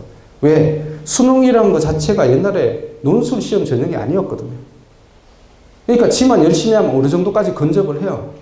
그러니까 땅을 팔아서 엄마들이 다 해준 거예요. 그러니까 전체 수험생 대상 인구가 다 경쟁자였어요. 근데 이제 아니다. 제가 보기에는 40만 명, 이제 2022년 되면 수험생이 40만 명인데요. 그 중에 실제 공부하는 학생은 10만 명밖에 안 될 거예요. 그 중에서 내가 들어가는 게 15,000등 안에 들어가는 게 목표인 거예요. 이제 경쟁이 많이 내려갔다. 그러니까 이게 누구 말하는 대로 고착화 현상이 일어나기 시작. 한번 맛을 본 그룹에서는 안 내려오려고 그래요. 근데 이쪽에서 보고 있으면 너무 들어가기 힘들어요. 그 그룹에. 그러니까 포기를 하게 돼요. 그러니까 지금 이제 선택의 중간 과정에 있는 거예요. 이렇게 되는 거죠. 외고에서 공개 진학도 가능해? 실제적으로 대학에서 막을 명분이 없어요. 외고 나왔다고 해서 우리 쪽에 전자공학 오는 거 다 막을 수가 없거든요. 어떻게 막겠어요? 막을 수가 없습니다. 자, 학중의 핵심은 세턱이 앞으로는 될 겁니다. 지금 현재까지는 뭐 딴 거 선언문도 이제 없애자고 그러고 뭐 난리가 났잖아요.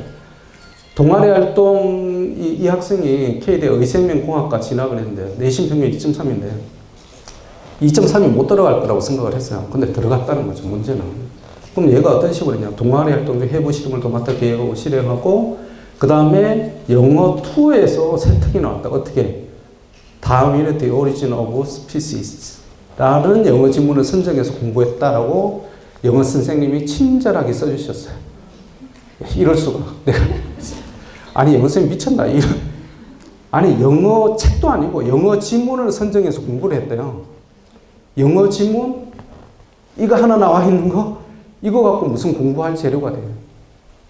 그래 들어갔다. 그 다음에 얘가 뭐 합법과 작문에서 독서 지문의 리퍼선 기술을 통해 화장품과 유성기에 활용되고 탐구하고 토론하는 자세를 가지고 합법과 작문에서 이건 선생님의 역할이죠. 이게 선생님의 역할이거든요. 선생님이 이런 식으로 개의 특질을 파악해서 연관성 있게 적어줬을 때 이게 빛을 발하기 시작한다. 그러니까 우리 쪽이 수업한 걸 그냥 나열한다면 의미가 없다는 거예요. 그러니까 예를 들어 합법과 작문에서 얘가 독서 지문에 뭐든 인데 굉장히 열심히 하고 토론에 열심히 참여했다라고만 적었으면 이 세턱은 제로예요. 근데 얘가 가고 싶은 게 의생명공학이잖아요. 생명공학이잖아요. 근데 거기에 관련되는 걸 지금 새 선생님이 영어, 합법 작문, 화투까지 다 적을 거예요. 그럼 이게 체계성을 띠게 되고 이 학생이 진짜 이쪽으로 간다는 것을 대학 당국에서 파악할 수가 있어요. 그러니까 어머님들이 이제 나중에 나이스 들어가 생기부 보시잖아요. 이걸 유심히 보셔야 돼요. 이걸 유심히 보셔야 돼요. 독서와 행턱을 연계시켜야 되는 거죠. 여기서 이제 나머지 남은 것은. 지금 이제 지문이나 이런 것만 나와 있으니까 책에 대한 게 들어가야 되거든요. 그 다음에 최종적으로 담임 선생님이 얘가 그렇다는 걸 도장을 빵 찍어야 돼요. 마침표를 찍는 게 담임 선생님 역할입니다. 제가 보기에는 이제 수시와 정시가 통합식으로 가지 않을까. 이게 미국식인데. 그런 식으로 갈 것 같아요. 내신은 절대평가될 거고, 어차피. 그 다음에 선택 과목의 심화성이 중요해질 거고, 그럼 세택이 더 중요해지고요. 학생부는 간소화돼서 정부에서 자꾸 얘기하는 게 추천서, 자습서를 폐지하겠다. 도대체 뭘 보란 얘기인지 제가 잘 모르겠는데. 그 수능은 절대평가 과목을 확대하겠다 그러고, 그럼 대학별 본고사 부활을 해야 되는데 못하잖아요. 그럼 대학별에서 칠 수 있는 건 뭐냐면 신청, 융합, 면접을 볼 수가 없어요. 본고사도 못 보고, 그 다음 수능 쪽에 어떻게 할 방법도 없고, 그 다음부터 내신이 절대평가가 되니까 내신도 뭐 그렇게 믿을 바 못 되고, 그럼 어떻게 해야 돼? 학교에 대한 걸 평가를 하고요.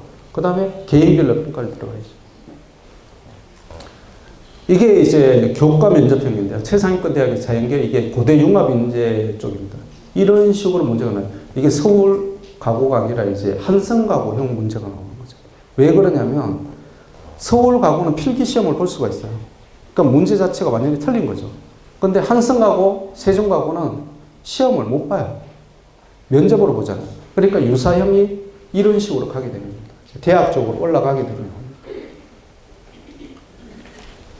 그 다음 탁 틀린 게 뭐냐면 중상위권 대학 경희대 학종 면접에 자연기업. 인류는 다양한 에너지를 활발하게 불어불문학과 다니는 학생 빼고는 모든 참고 자료가 영어로 다 나오는 거예요.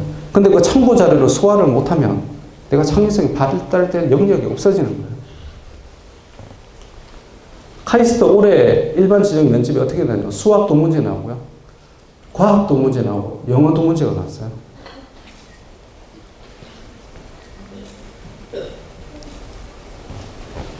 안 놀라시네. 영어 두 문제가 뭐라고 하냐면 CPR, 우리가 심폐소생술, 거기에 관련된 지문이 나왔는데요. 친구에게 이 지문을 주고 친구에게 영어로 CPR을 설명해보라고 했어요. 영어로 설명을 해보라니까요. 쉽게. 그 교수가 막 거들었어요. 야, 그거 말이야. That's why, because 이런 식으로 쓰면 돼. 근데 통문과 학생들 같은 거 잘 하겠죠. 그죠? 이거 제일 잘하는 애들이 누구냐면 영재고 출신 애들. 영재고는 이런 수업을 해요. 그 다음에 한화고가 잘해요. 한화고가 생각보다 6개월 가도 영어 많이 씁니다. 이런 식의 수업을 많이 해요. 그러니까 제가 보기에는 한화고형, 민사고형, 그 다음에 하늘고형, 포철고형이 앞으로 입시에서 계속 먹히는 거예요. 특히나 면접이 비중이 올라간다고 가정을 한다면. 왜 필요해? 원자생물공학부에서, 원자핵공학부에서 경제학부나 정치외교학부에서 쓰는 원서 교재 사용보다 더 많이 사용을 하는 거예요. 근데 이게 뭐 서울대만 그렇겠어요? 연구대도 그렇습니다. 근데 중하위권 대학 가면 안 그래요. 중하위권 대학 가면 그렇게 해버리면 수업을 못 나가요. 그래서 원서 교재 사용 비율이 확 떨어져요. 그렇기 때문에 전문 지식을 빨리빨리 받아들이기가 힘들어져요. 자, 서울대 주요 학과별 탭스 성적이 갈수록 떨어지고 있다는 게 문제인 거죠. 그럼 여기서 거꾸로 내가 올라가면 굉장히 그 학과에서 내가 경쟁력을 발휘할 수 있다는 걸 얘기를 합니다. 대한민국 입시는 미국이 모범답안이라고 그랬는데요. 이게 타 나라의 생기부입니다. 고등학교 생기부인데요. 우리나라 쪽에서만 있는 게 수상경력, 일본하고 우리만 거의 비슷하게 나가죠. 우리나라 일반이 거의 비슷하게. 미국은 꽃표가 많아요. 합격상도 없고요. 수상경력 없고 자격증 인정, 진로 희망 없고, 창체 없고, 나머지 이쪽이 이제 일본은 독서도 없어요. 우리나라가 추구하는 게 생기부를 이런 식으로 만들어야 되겠다. 그래서 지금 생기부 간소화라는 게 사실은 보면 미국식으로 자꾸 쫓아간다. 미국처럼 없는 거 많이 만들자. 이것만 생각하는 거예요. 그럼 미국의 대학에 예를 들면 하버드, 예일, 프린스턴에서 애들을 그럼 어떻게 뽑을까? 정부에서 그렇게 생각하는 거거든. 이렇게 다 없애도 잘도 뽑더라. 잘도 뽑더라는 거예요. 그럼 대학에서 어떤 식으로 생각하냐? 그래? 그럼 우리도 알아서 뽑아야 되겠다. 우리도 알아서 뽑아야 되겠다는 거죠. 하버드, 예일, 프린스턴은 출장 면접을 합니다. 내가 예를 들어 하버드에 얼리 어플리케이션을 했어요. 아니면 그냥 노멀 어플리케이션을 했어요. 하버드 대학에. 학부 쪽으로. 그러면 그 입학 담당관이 우리 쪽에 와서 인터뷰를 할 수도 있고요. 내가 거기 가서 인터뷰를 할 수도 있습니다. 우리 쪽에 인터뷰를 하게 되면 누구한테 지정을 하냐면 하버드 대학 나온 출신의 사람한테 위탁을 해요. 그러면 호텔이나 어디나 자기 사무실을 지정해서 그 사람이 면접을 합니다. 인터뷰를 해요. 2시간에서 3시간 정도 인터뷰를 하고 거기에 대한 결과 리포트를 써서 입학 공부에 보내요. 2시간, 3시간 한다니까. 심한 경우 대여섯 시간도 해요. 그럼 그런 걸 하기를 원하느냐, 정부에서. 그럼 대학에서 해줄게. 거기서 나온 게 융합 신청 면접이에요. 지금 아마 대학에서는 그걸 준비를 하고 있을 겁니다. 틀림없이. 신청 면접 준비하고 있을 거예요. 이제 더 이상 어떻게 할 방법이 없거든요. 그럼 2022년 이후는 2022년에 봤자 지금 예비 중3입니다. 이제 3월 되면 3학년 올라가는 상태. 선택 계열이 중요해지고요. 아이고, 죄송합니다. 그 다음에 영어 실력이 중요해지고, 대입의 생기부, 특정 영역의 생기부 중에 몇 개가 중요해져요. 그러면 이 생기부하고 이런 쪽을 할 수 있는 게 두루두루 준비할 수 있는 게 뭐야? 그랬더니 가고 영재고 전자고가 그 개념. 신목고에서 양천고에서 이렇게 잘해준다면 우리가 구태여 뭐 힘들게 민사고나 뭐 상산이나 하나를 왜 가겠어요? 갈 필요 없죠. 그러니까 집 바로 근처에 있는데 학생들도 해피하고 엄마들은 해피 안 하죠. 바로 가까이 있으니까 별로 해피하지 않으시겠지만 애들은 해피하죠, 그죠? 근데 이게 안 되니까 이제 올해는 어떤 식으로 떨어지냐면 1단계 영재고 보고 2단계 과고 시험 치고 떨어지면 외고 자사고 일반고중 태기를 해라. 그리고 떨어진 학생들은 강제 배정할 거야. 그럼 강제 배정을 하기 위해서는 강제 배정에 대한 동의서 사인이 필요해요. 그래서 외고 자사고 쪽을 선택하는 학생들에게 틀림없이 탈락 시에 수긍하겠다는 동의서를 받을 겁니다. 이게 사인을 받아야 돼요. 근데 이제 양천구 관내 지역에 진학 실적에 보면 양천구 총 합해서 2017년도에 들어간 인원이 54명이에요. 양천구 한 5,000명 좀 넘거든요. 1.4%, 1.2%, 54명. 그래서 제가 보기에는 모 학원에서 막 우리는 뭐 수백 명 들어갔어요 그런데 어느 쪽의 군지 내가 잘 모르겠는데 아무튼 양천구는 정부 공식 사이트에 의하면 54명만 들어간 거예요. 지금 어머님들 중에서 월천에서 공부하시는 어머님들 있으실 텐데 2명 들어갔습니다. 2명 들어갔어요. 그 공부 잘한다는 월천에서. 모군이 많이 들어갔죠. 12명 들어갔으니까. 그 다음에 신서, 목동, 금옥 뭐 이런 쪽. 어머님들이 이것만 보면 야 월천 보낼 거 못 되고 그냥 모군을 보내야 되겠다 싶으시죠. 분위기인 것 같아요. 분위기인 것 같아요. 진짜 제가 보기에는. 월천 분위기가 신목보다 못하다는 거죠. 그죠? 신목은 학생 수도 적고 내신에 불리해요. 그럼 어디로 가야 되냐면 얘네들이 과거 영재고밖에 살 길이 없어요.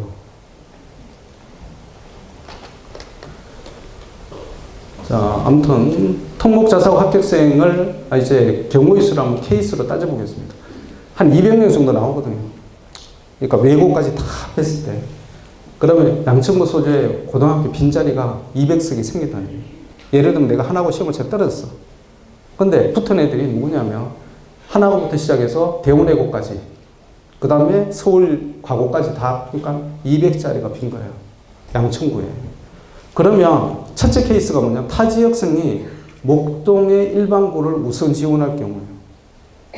예를 들면 그쪽 학생들이 전국군 자사고나 외고를 지원하지 않고 강서구에 있는 학생이 나는 목동 오고 싶어 라고 생각해서 이쪽에 있는 목동고나 강서고를 지원했을 경우에 신목고를 지원했을 그럼 자리가 없어지죠. 그 자리만큼.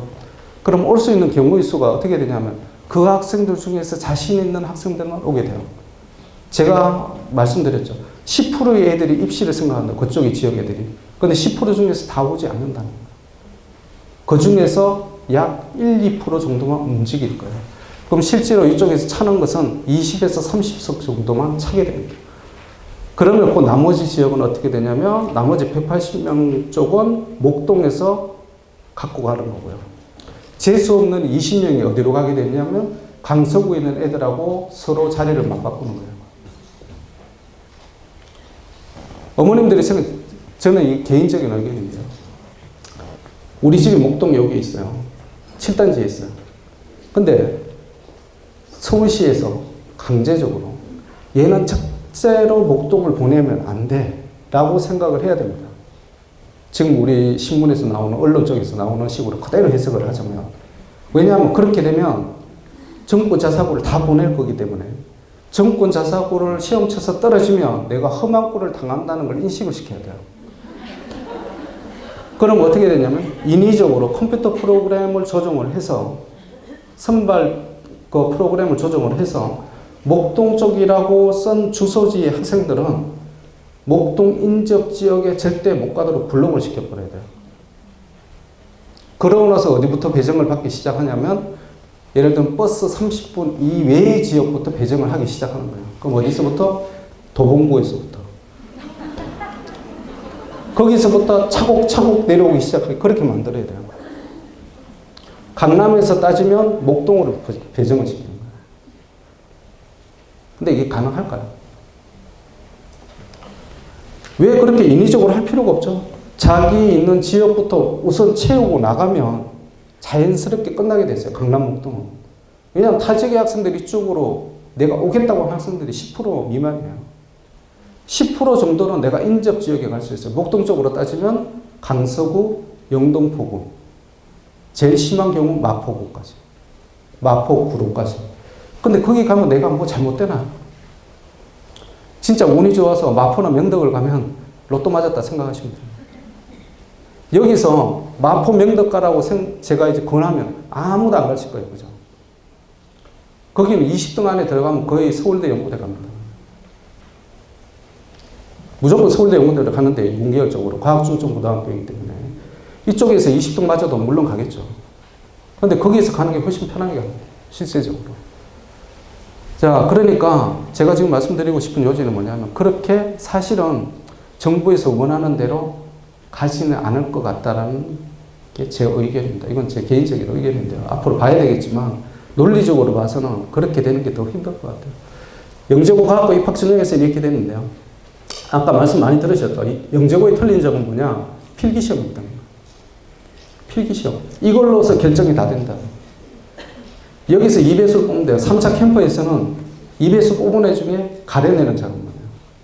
사실은 2차 필기시험 성적 순으로 거의 다 붙습니다. 거의 다 붙습니다. 영재학교 자소서는 뭐 이렇게 돼 있는데요. 수학과학 재능활동 뭐 이게 중요하다. 제가 이거는 그냥 섭섭하니까 한번 써봤는데 사실은 별로 의미가 없어요. 과거는 굉장히 의미가 있습니다. 제가 과거를 참고하시라고 쓴 거예요. 과거가 이렇게 자소서를 써야 돼요. 왜? 과거는 자소서 비중이 굉장히 높아요. 왜냐하면 1차 면접 자체를 그걸로 해서 보거든요. 그러니까 면접 볼 거리가 없어지는 거예요. 자소서를 잘못 쓰면. 그러니까 내가 우수하다는 걸 보여주려면 자소서를 잘 써야 돼요. 그 다음에 생기부가 좋아야 돼요. 과거는 필수적으로 그렇습니다.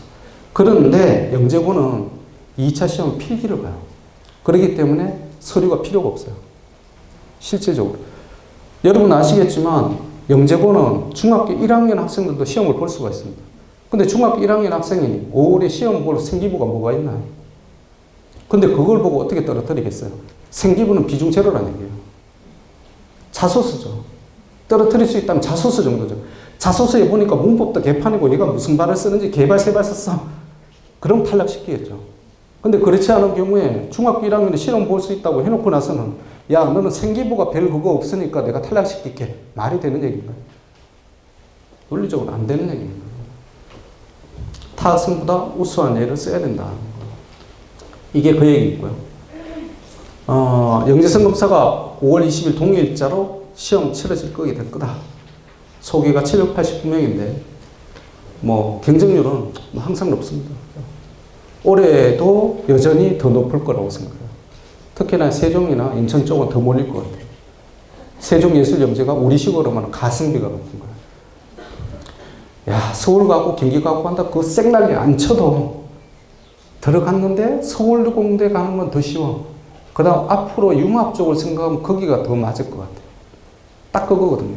그래서 제가 보기에는 인기가 더 높아질 것 같더라는 거죠.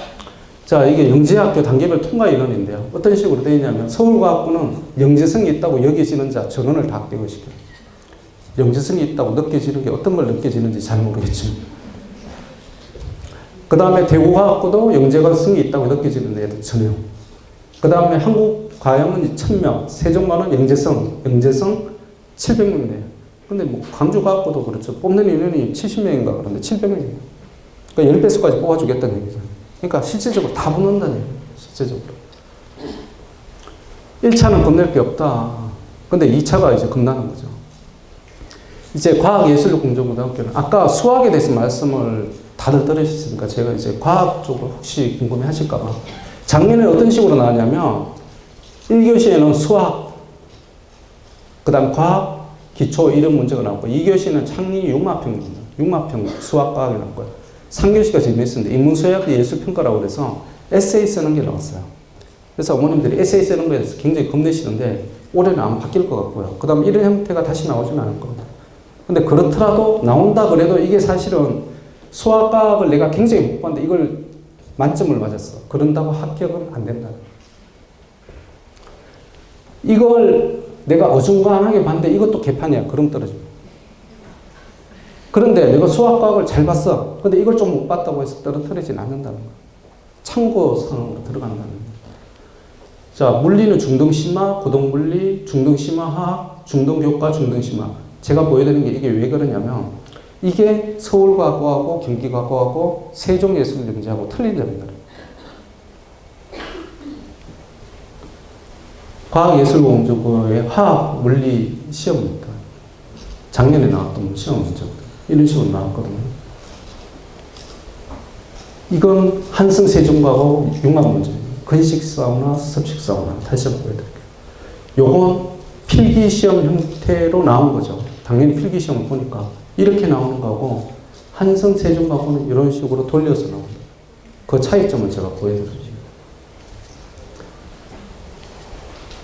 영재고와 그러니까 세종 한성과고 과목별들은 물리 올림피아드 학습 필요한 거는 서울 그 다음에 경기과고고요. 세종 한성과고는 중등 심화면 경시입니다. 화학 올림피아드 학습이 필요한 거는 서울과고 쪽이고요. 세종 한성은 중등 심화 경시. 제가 보기에는 중등 심화만에 들어갈 것 같아요. 근데 어머니들이 겁을 내시는 게 물화생지에 대한 기본적인 역량을 갖춰야 되는데 라고 생각하기 때문에 물화생지원 고등과정을 해놓으면 유리하다는 겁니다. 근데 한성 세종에서 그럼 화학 올림피아드 해야 돼 이렇게 물어보시면 저는 선택사항이라고 봐요. 저는 현실적으로는 안 해도 될 것 같아요. 근데 해놓으면 도움은 받을 것 같다. 왜? 1차 연재고 시험 보고 틀림없이 2차 볼 거니까. 같이 공부할 거니까. 그 개념으로 생각하시면 될 것 같아요. 내가 만약 과거나 상상도 쪽만 그냥 생각한다 그러면 사실은 올림피아드를 할 필요가 없습니다. 하이탑 정도의 물화생지만 해도 고등학교 과정만 해도 저는 충분히 대비가 되리라고 생각합니다. 융합교과 비율이 과학예술이 높아서 그래서 제가 봤을 때 앞으로의 키는 이런 쪽으로 될 거고 여기도 아마 조금 융합교과 비율을 올리지 않을까 이런 생각을 합니다. 제가 보기엔 올릴 것 같아요. 자, 서울과고는 보면 융합교과라고 편성이 되어 있는 겁니다. 융합과학 앞에다 융합만 붙였어요. 수학과학에다 융합만 붙인 거예요. 과학사, 수리정보, 탐구, 창의융합특강, 수학과학 정보 분야의 치중력. 그래서 얘네들이 설립 목적 자체가 그래요. 수학과학적 재능을 이끌어내서 우리가 말하는 반도체 설계를 할 수 있는 고급 인력을 양성하자는 게 이쪽이에요. 그 다음에 수학에 들어가서 아인슈타인의 상대성 이론을 증명해 줄 수 있는 수학자를 키우자라는 게 목표입니다. 세종예술은 뭐냐면 사회문제의 문학적 상상력, 인터랙션 디자인, 소리예술, 도시환경, 도시계획, 음악과 테크놀로지, 인천예술은 완전히 틀려요. 인문예술 분야를 영역을 포함하고요. 수학과 외에 인문예술이 같이 추가가 됩니다. 그래서 수업 선생님이 음악 선생님하고 물리 선생님이 같이 들어가는 거예요. 같이 들어가는 거예요. 어떤 특정 과목에서. 그래서 이걸 어떤 식으로 실생활에 응용할 수 있을까 생각을 해요. 우리나라 사람 DNA 제일 잘 맞는 것 같아요. 우리나라 학생들 중에서 제가 진짜 이렇게 한두 명 정도, 한 명 정도가 진짜 수학과학에 대해 재미를 느끼고, 나머지는 딴 걸 재미를 느끼다 보니까 수학과학에 흥미가 가는 거예요. 굳이 저는 그 안 되는 DNA를 이쪽으로 왜 옮기려고 노력을 할까, 저는 그런 생각을 합니다. 굳이 그럴 필요가 뭐가 있을까요? 세종과학예술영재의 특징이 뭐냐면 이 목표 영역이 아예 그쪽 홈피에 명시가 되어 있어요. 어떤 목표냐면 아까 서울과하고 완전히 틀립니다. 인공지능, 로봇기술, IT, 나노, 바이오, 유전공학, 융복합 학문을 할 수 있는 인재 양성이에요. 이게 얘들이 입만 빵긋하면 요즘 하고 싶다고 얘기하는 게 뭐냐면 IT 하고 싶다고, 그 다음 로봇공학 하고 싶다고, 이쪽이에요. 근데 이게 예술하고 같이 합치다 보니까 또 요즘 여학생들이 예술영재에 가려고 그래요. 세종예술영재가 가장 최근에 세워진 기숙사가 있거든요. 시설이 제일 좋습니다. 그 다음에 식당도 제일 다 그쪽이에요. 그러니까 애들이 당연히 이쪽으로 가죠. 자, 커리는 어떻게 가냐면 1학년, 2학년, 3학년 하는데 40개 필수 선택 과목을 하는데 1학년 때 고등학교 3년 과정을 마무리해버린다. 서울과학고는 1학기 때 다 마무리합니다. 그러니까 우리가 영재고는 하다 보면 와, 선행을 안 할 수 없겠다는 생각이에요. 선행을 안 하고는 이걸 프로젝트 수업을 못 들어가는 거예요. 그러니까 뭐 내가 뭐 영재고에서 필기시험 영역이 이게 뭐 고등학교까지 나와서 그런 게 아니고요. 필기시험 영역은 중등심하죠. 근데 들어가고 나면 머리가 아픈 거예요. 그 다음에 2학년, 3학년은 어떤 식으로 하냐면 176학점을 해야 되는데 1단계가 창의탐구예요. 1단계가 바로 들어가는 게 뭐냐면 소논문을 작성하는 프로젝트인 거예요. 2단계가 인턴십인데요. 저는 이걸 모든 고등학교에서 하고 싶어 합니다. 이걸 하고 싶어요. 소논문이 아니라 사실은 이걸 하고 싶어 합니다. 대학 연구소에서 1, 2주 동안 인턴십을 하면 애들이 굉장히 발전합니다. 그냥 제가 이제 재작년인가 카이스트 방문 학생들이 있는데 그냥 연구소 휙 훑고 가는 거예요. 안에서 내가 뭘 하는구나 프리스마를 들고 한 번 못하게 만들어요. 그냥 견학만 하도록 만들거든요. 근데 얘네들은 1, 2주 동안 같이 연구를 하는 거예요. 그럼 애들이 생각하는 게 뭐냐면 내가 지금 학교에서 배우는 화학, 그 다음에 화학 실험, 그 다음 물리 실험 이런 쪽이 연구소에서 어떻게 쓰이는가를 알게 돼요. 그럼 이게 수업이 굉장히 액티브하게 진행됩니다. 모든 고등학교에서 이걸 바라는데 연구소에서 안 받아요. 왜? 우리 학교도 바빠 죽겠는데 뭐 걔네들 언제 받아요, 그죠? 걔네들은 뭐 코치해주고 시간 없거든요. 근데 얘네들은 왜 받아요? 나중에 좋은 대학 가면 우리 쪽으로 와야 되잖아요. 선점을 해야 되잖아요. 그럼 우리 쪽에 대한 좋은 인상을 남겨줘야 되잖아요. 애들한테. 그러니까 당연히 받을 수밖에 없어요. 미국에서 제일 잘 돼 있는 게 저는 제일 부러운 게 뭐냐면 인턴십 과정이에요. 진짜 희망하는 학생들은 연구소나 이쪽에서 인턴십을 받아줘요. 고등학생들을 대상으로. 국회의원 사무실에서 고등학교 애들이 내가 정치 외교학을 하고 싶어요. 그러면 무료 봉사를 할 수 있는 자리를 줘요. 그래서 걔네들이 국회의원이 우리 지역 사회를 위해서 이런 식으로 활동을 하는구나. 거기에 내가 한 명이 돼서 내가 기여를 해보는 거예요. 3년 전에 하나고에서 서울대 정치외교학과 간 학생이 있는데 그 학생이 학생부 종합에서 제일 높은 평가를 받았던 면이 뭐냐면 우리나라 노동부에 가서 걔가 자원봉사를 했는데 자기가 기여를 하는 거예요. 발런티어 시스템을 기여를 했는데 사무관이 채택을 했어요. 실제 실행이 됐어요. 하버드에서 제일 원하는 학생이 이런 식이에요. 하버드 예일 쪽에서 보면 봉사활동이 우리가 말하는 봉사 무슨 시간을 해서 이게 아니고요. 봉사활동을 하면서 예를 들면 우리나라 그 여학생 중에 이세교포가 하버드 쪽에 정치외교학부 가는 학생인데 그 학생은 어떤 식으로 했냐면 LA 카운티에 있으면서 걔가 자원봉사를 했는데 그냥 자원봉사를 한 게 아니고요. 펀드레이징을 했어요. 홈리스 피플을 위해서 펀드레이징을 했는데 어떤 식으로 해야 사람들이 돈을 줄 거라는 핵심을 잡아서 캐치프레이즈를 만들었어요. 그래서 실제 펀드레이징이 성공을 했어요. 하버드에서 제일 높게 평가한 건 얘의 기한성, 그 다음에 진짜 없는 사람을 위해서 도와주겠다는 진정성, 거기다가 플러스 어필할 수 있는 커뮤니케이션 능력이에요. 하버드에서 원하는 상이 그럼 서울대에서 원하는 상하고 틀린 거예요. 문제는 그럴 기회가 별로 없다는 거죠. 그럴 기회가. 어머님들이 일반고, 하나고 이렇게 단순 분류를 하시면 안 됩니다. 기업체나 딴 쪽에서 봤을 때 하나고나 서울가고 세종영재다 그러면 받을 수 있는 여지가 조금 있어요. 왜? 학교 자체가 얘기를 해주잖아요. 근데 일반고 출신은 왜 우리가 받아야 될까요? 뭐 백그라운드가 없잖아요. 그런 백그라운드가 뭐냐면 아빠 소개예요. 아빠 소개. 아빠가 이쪽에 같이 있어. 그때 아빠가 막 추천. 야, 우리 애가 서울대 가야 되는데 이거 필요해. 우리는 인맥 지연이 굉장히 좋잖아요. 너무나 훌륭한 시스템이죠. 그럼 밀고 들어가는 거예요. 우리가 앞으로 진짜 학종을 하려면 그런 쪽의 면에서 이걸 인맥을 동원하지 않아도 갈 수 있는 게 나의 뒤에 서 있는 학교라는 거예요. 나의 뒤에 서 있는 학교. 1, 2주 동안 인턴십 지역 3단계에서 각종 탐구대회, 논문 발표대회 이런 식으로 4단계 졸업 논문을 작성해요. 대학교에서 하는 거와 똑같이 하는 거예요. 그렇기 때문에 영재고 학생들이 우수하다는 평가를 항상 받게 돼요. 근데 요게 좋은 것 같아요. 교사 1인 학생 수가 5명이다.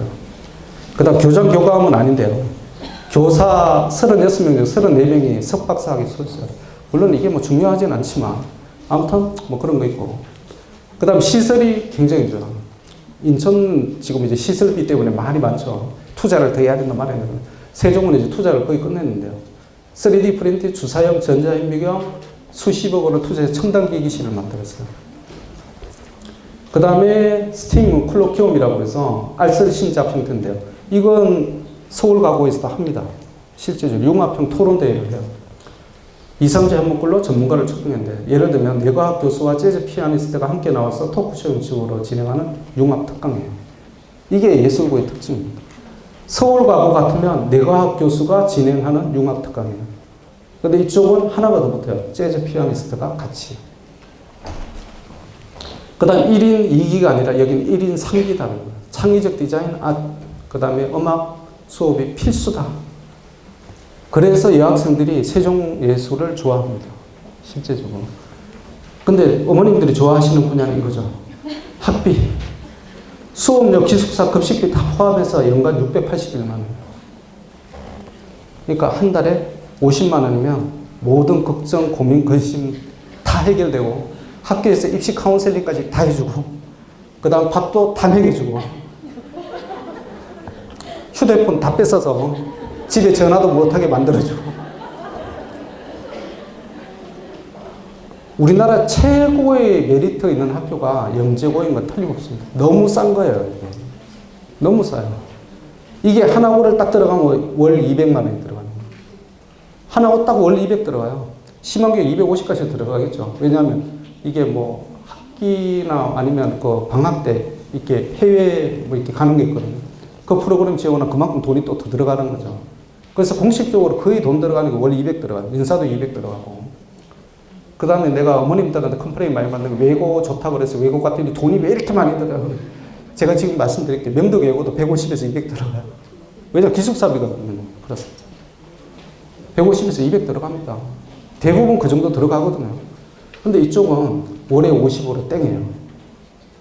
많이 들어가봤자 월 60 정도. 그리고 안 보면 돼요. 그럼 애들이 방학 때 한 번씩 나와요. 방학 때 한 번씩. 그때만 딱 보고 애들이 있으면 심심해서 다시 학교 들어가고 싶다고 막 그래요. 포철고 선생님이 전에 그런 말씀 하시는데, 그 입학부장님. 처음에 애들이 포항하고 거리가 있잖아요. 서울하고. 그 특히 여학생들이랑 뭐 좀 막 뛰쳐나가서 서울을 가고 싶다고 난리를 친대요. 그래가지고 포철고가 제일 잘 되겠는 게 주말 특강이에요. 애들이 못 가니까 이 스트레스를 뭔가 좀 해요. 그래서 그쪽에서 제일 잘 나오는 레포츠 특강. 바다가 있잖아요. 그래서 거기서 뭐 수영을 가르쳐 준다는, 아니면 애들이 활을 쏘라고. 나는 갑자기 놀랐어요. 왜 활을 쏘라고? 스트레스 해소하는 거예요. 스트레스 해소. 에이 그러면서 화를 막 쏘는 거예요. 그 다음 근처에 산 등반. 애들은 땀을 빼줘야 힘을 빼줘야 말을 안 해요. 힘이 살아있는 한 계속 컴플레인을 하고 그러니까 힘을 다 빼게 만드는 거예요. 그 선생님 말씀하신 6개월이 지나가면 애들이 집에 가라고 자랑합니다. 왜냐면 여기 적응이 돼가지고 여기 있는 게 더 재밌고 서울 가면 이렇게 할 수가 없어. 영재고도 그렇습니다. 세종이 사실 가까운 데인데 애들이 안 올라고 그래요. 한 6개월 지나보시면 알 겁니다. 연구활동 스팀 액티비티가 잘 되어 있다. 114주년 15학점.